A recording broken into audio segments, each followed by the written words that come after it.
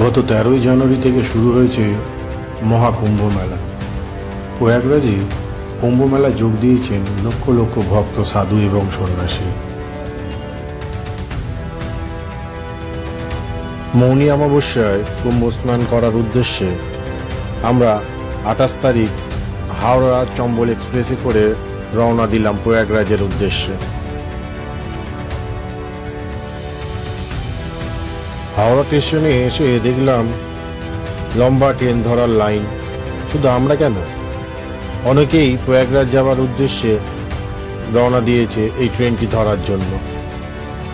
এরপর যারা এই মেলায় যাচ্ছেন বা যাবেন তাদের উদ্দেশ্যে একটাই বলবো যে ট্রেনে যারা যাবেন যতই রিজার্ভেশন করুন বা রিজার্ভেশন থাকুক না কেন, অন্য লোক উঠবেই। বন্ধুরা দেখতেই পাচ্ছেন হাওড়া চম্বল এক্সপ্রেসে করে প্রয়াগরাজে যাওয়ার উদ্দেশ্যে যারা রওনা দিয়েছেন সেই তীর্থযাত্রীদের মধ্যে আমরাও আছি। কিভাবে ট্রেনে করে যাওয়া হচ্ছে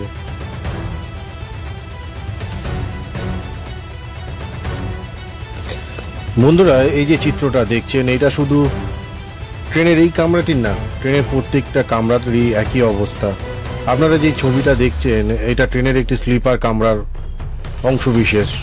চারদিকে এতই ভিড় আর কোলাহল যে প্রকৃতির নিয়মে সাড়া দিতে গেলেও খুবই অসুবিধার সম্মুখীন হতে হচ্ছে। পর্যাপ্ত পরিমাণে জল ও খাবার থাকা সত্ত্বেও অল্প পরিমাণে আমরা জল এবং খাবার খেয়ে চলতে শুরু করলাম, কারণ খাবার এবং জল খাবার মতো অনুকূল পরিবেশই না এই ট্রেন কম্পার্টমেন্টটি। ছেউকি স্টেশনের 3 কিলোমিটার আগে আমরা নেমে পড়লাম। অনেকটা বিরক্ত হয়েই, কারণ সারা রাত ওইভাবে আসার পর ট্রেনটি অনেকক্ষণ এখানে দাঁড়িয়ে রয়েছে।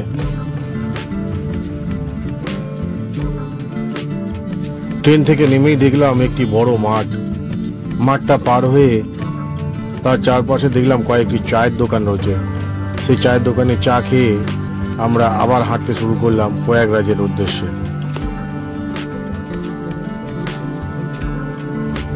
কিছুটা পথ এইভাবে আসার পর দেখা গেল স্থানীয় কিছু যুবকেরা বাইক এবং কিছু টোটো আছে যেগুলি পুরো সঙ্গমের পথ পর্যন্ত পৌঁছে দিতে পারবে না, তবে প্রয়াগের যে গঙ্গা স্নান তার কিছুটা পথ পর্যন্ত তারা এগিয়ে দিতে প্রস্তুত।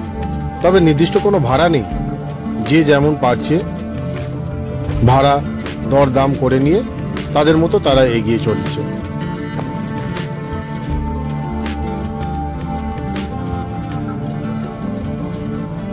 এখনো অনেকটা পথ, অনেকটা দূর যেতে হবে, বহু দূর। আমরা হাঁটতেই শুরু করলাম। হাঁটার উদ্দেশ্য একটাই, মেন রাস্তাটি পর্যন্ত আমরা পৌঁছাই, তারপরে দেখা যাক কি পাওয়া যায়। রাস্তার দুধারে ঘর বাড়ি অনেকই রয়েছে, তবে মেঠো পথ, ধুলোর পরিমাণটা খুবই বেশি। অবশেষে হাঁটতে হাঁটতে আমরা মেন রাস্তা বা বড় রাস্তাতে এসে উপস্থিত হলাম। দেখলাম এখানে শুধু আমরা না, আমাদের মতো অনেক পুণ্যার্থীদের বা তীর্থযাত্রীদের ভিড়।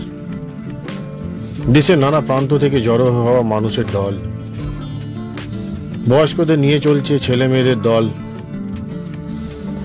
কোথাও আবার নানা রকম বসনধারী সন্ন্যাসীর দল চলছে নাম গান করতে করতে।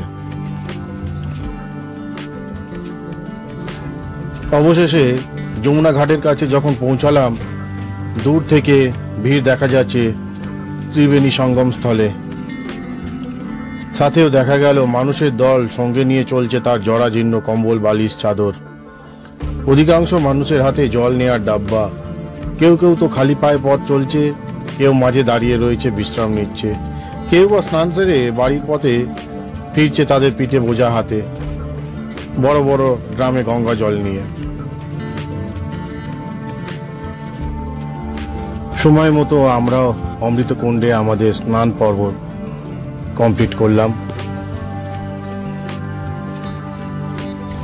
আগে থেকেই ঠিক করা ছিল যে প্রয়াগরাজে স্নান পর্ব শেষ করে আমরা বানারস হয়েই বাড়ি ফিরব। সেই মতো আমাদের ট্রেনের টিকিটও কাটা ছিল, কিন্তু স্টেশনের কাছে গিয়েই দেখলাম যা ভিড়, চিড়ে চ্যাপ্টা হয়ে যাবার মতো। আমরা কোনো ক্রমে প্রয়াগরাজ স্টেশনে পৌঁছতেই পারলাম না। কোনো উপায় না পেয়ে আমরা বাধ্য হয়ে বোলেরো গাড়ি একটি ভাড়া করলাম। তবে একটু বলে রাখা ভালো, প্রয়াগরাজ থেকে বেনারসের দূরত্ব মোটামুটি 140 কিলোমিটারের মতো এবং সময় লাগার কথা প্রায় 3 ঘন্টা, কিন্তু আমাদের আসতে সময় লাগলো 8 ঘন্টা, কারণ আমরা বিকেল 4:30 বেরিয়েছিলাম আর বেনারসে এসে পৌঁছালাম রাত 12:30 নাগাদ। আসার সময় রাস্তার সামনে যে কটা ধাবা পেয়েছি আমরা দাঁড়িয়েছি, প্রত্যেকটি ধাবাতেই লম্বা লাইন এবং 1-1.5 ঘন্টা আগে তারা কেউ আমাদের খাবার পরিবেশন করতে পারবেন না বলে জানিয়েই দিলেন।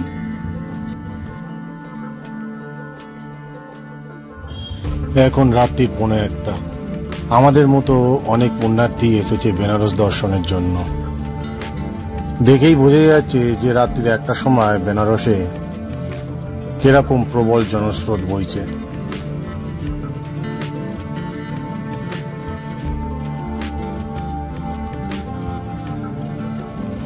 মৌনী অমাবস্যার পরের দিন কাশী বিশ্বনাথ মন্দিরে পুজো দেওয়ার জন্য লম্বা লাইন।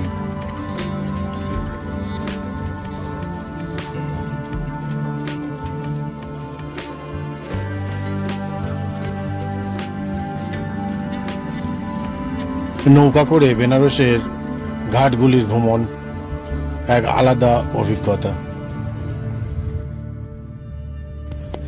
এখানে মোট 88টি ঘাট রয়েছে। প্রতিদিন লক্ষ লক্ষ তীর্থযাত্রী, পর্যটক, স্থানীয় বাসিন্দারা এখানে আসেন গঙ্গা স্নান পুজো দিতে। বেনারসের এই প্রত্যেকটি ঘাটই একটি নিজস্ব ইতিহাস এবং ধর্মীয় গুরুত্ব রয়েছে।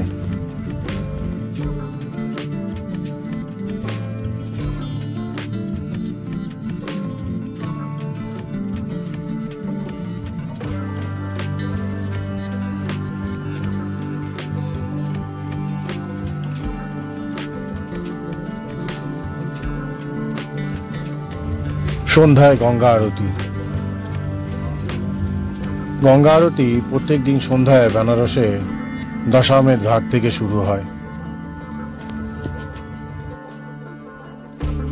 এই ধর্মীয় আচার বা ঐতিহ্য প্রজন্ম থেকে প্রজন্ম চলে আসছে।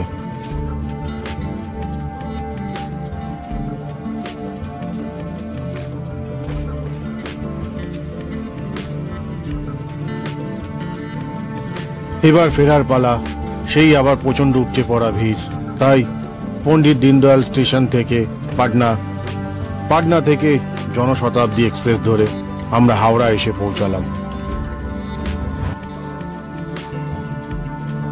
বন্ধু, এই ছোট্ট অভিজ্ঞতা যদি আপনাদের ভিডিওটি ভালো লাগে অবশ্যই লাইক, কমেন্ট এবং শেয়ার করবেন। ভালো থাকবেন, সুস্থ থাকবেন।